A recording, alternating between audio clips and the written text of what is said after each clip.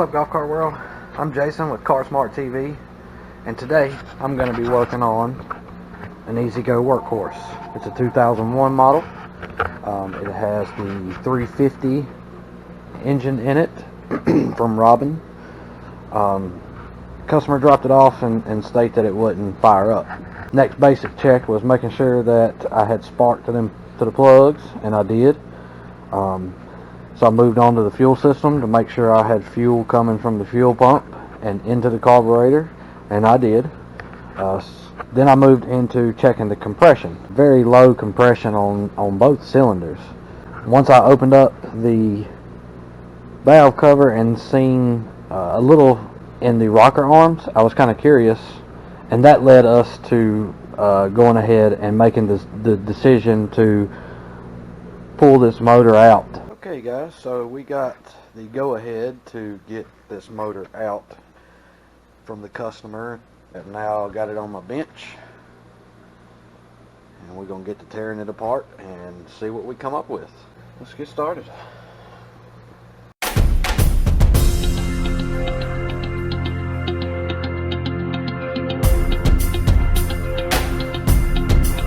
Oh wow.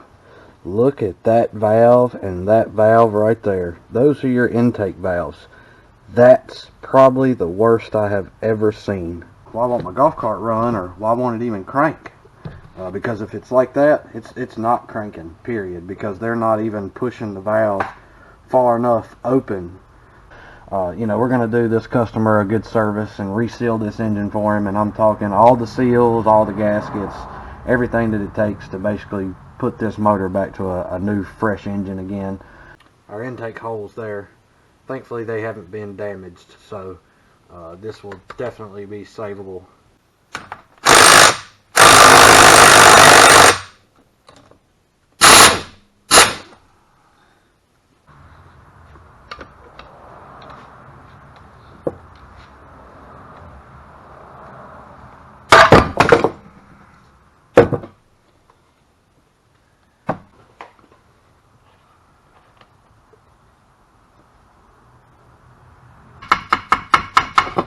There we go. Alright, first rod cap coming out, and first piston coming out.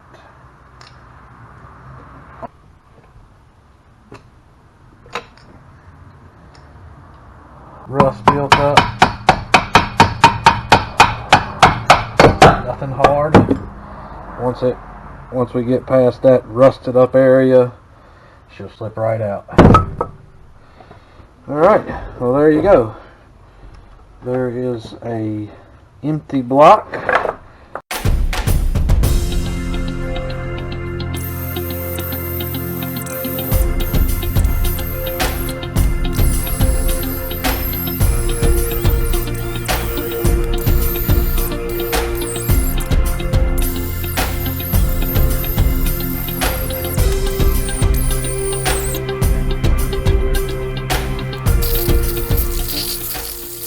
There's the engine block.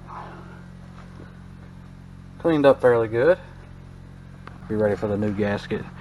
Also the top of the block where the cylinder head matches. Went ahead and cleaned that up too. Did the honing. Doesn't take much. Just want to get a good clean surface for the rings to ride on. So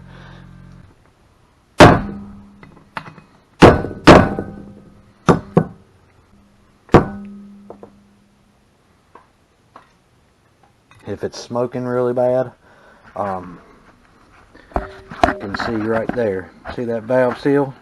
I did not do that. That just came up on its own after I put a little pressure on that spring there. So if it's smoking really, really bad, that could be your problem, is it's just released from the actual seat. So we're just going and pull that out.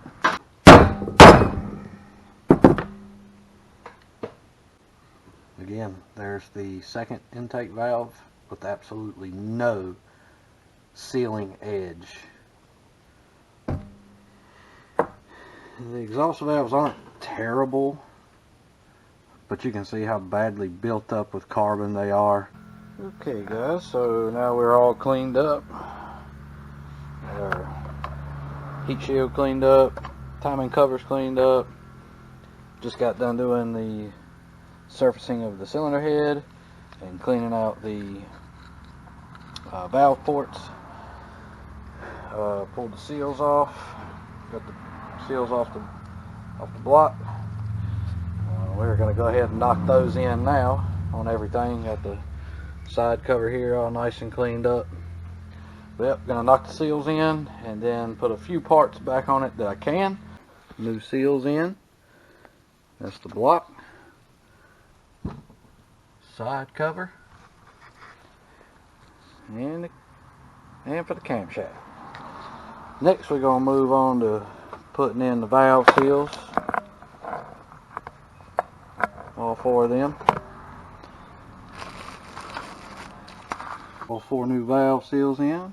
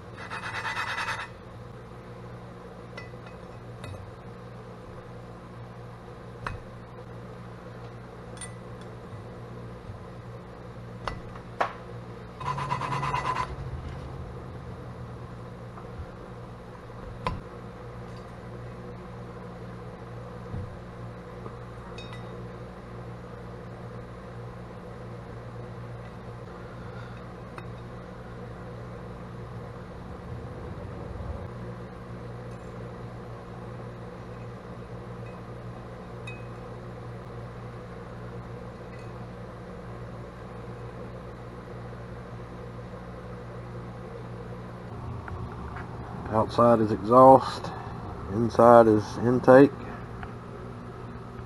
For those of you who may be doing this for the first time.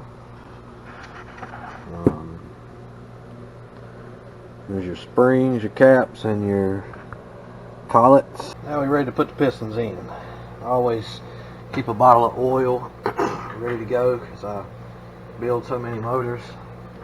I'm going to pour a little bit on the crankshaft. Hopefully most of you know that it's just for, you know, dry start. You don't want to dry start it for nothing.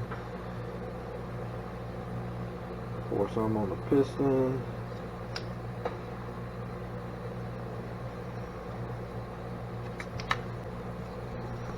Go around the cylinder walls. Recheck my rings, make sure that both ring gaps are pointing away from one another. Then on your piston, notice the word fan. Well, you got to have that pointing towards the fan side, which is mostly pointing towards you, depending on which way you're building the engine. I'm building it this way, so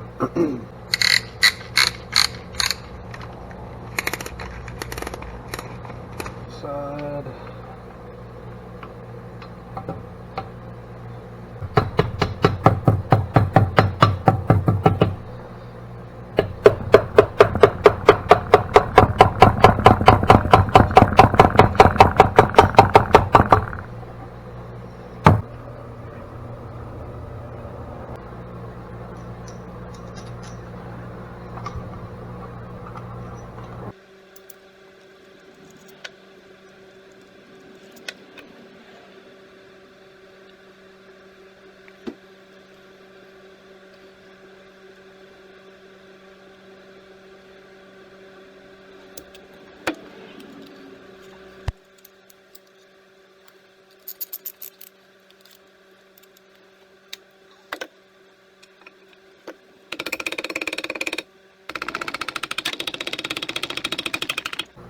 My torque wrench is inch-pound, so when I'm doing the piston rod bolts,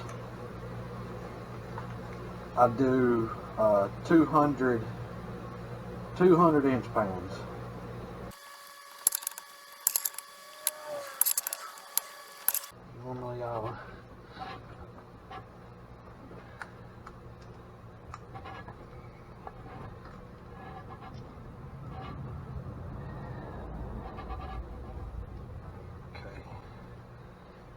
good and free. Okay, so your counterbalance shaft, it's got those two dots right there that will line up with the dot right there on the crankshaft. And so there you have the dots timed together. And we will be ready to put the side cover back on. A little oil, a little bit on your finger, go around your seal on the side cover gasket. You may have to take a rubber mallet and tap a little bit. And there we go. And then we'll reinstall the oil pump. Your ring, or the circular part of the oil pump, will go in first. And then your little star impeller, just like so. And then you'll put a O-ring here, and then the seal plate there. Put the screws back in it, and that'll be done. I'm going to get a torque wrench back out. I'm going to set it to 220 inch-pounds.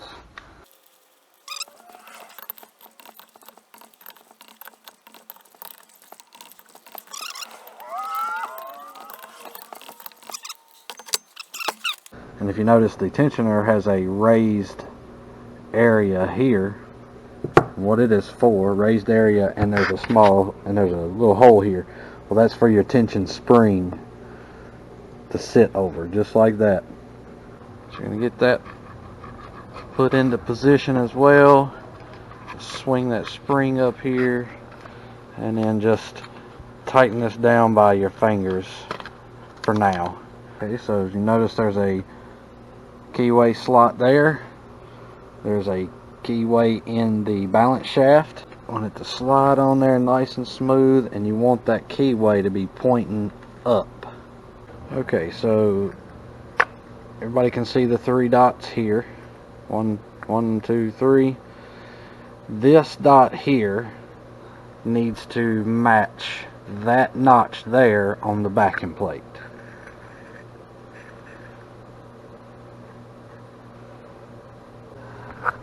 A rocker arm, a spacer,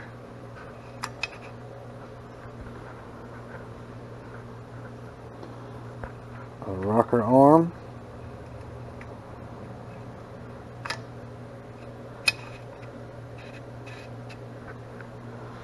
and then you have a spring. I feel like it's probably to help keep tension on each side of the motor. And then you're going to put your next rocker arm. Let's back it up just a little bit there. Okay. Then you have your last spacer.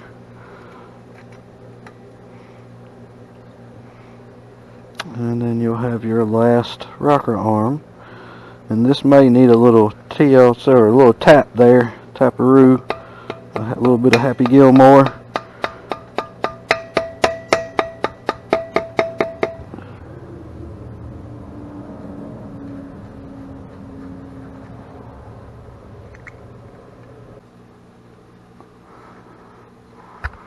Alright, now you can see the timing dots lined up there. And I'm still pointing up. Off of the back side, the exhaust side of the engine. I'll put this heat shield back on. Get in there.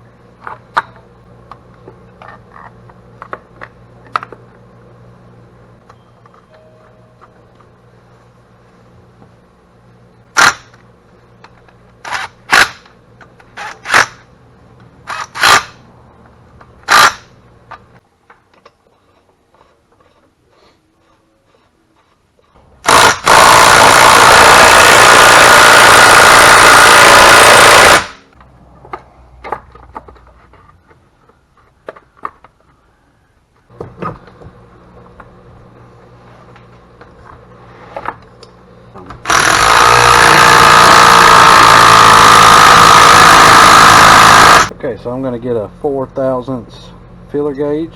A lot of people use the camshaft lobe for your lash, which is totally fine underneath here like that. I personally do it here at the adjustment screw because for me it's a better feel. One thing to make note of also is that when you're setting the lash, be sure that the lobe of the cam is pointed down towards the block.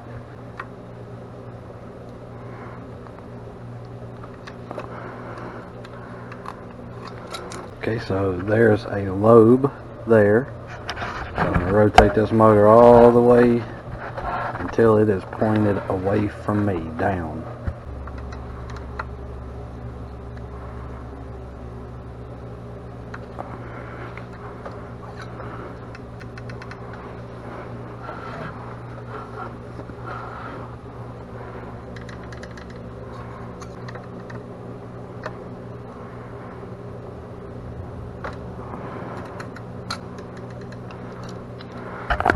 All right, so that's lashed up, at least for now.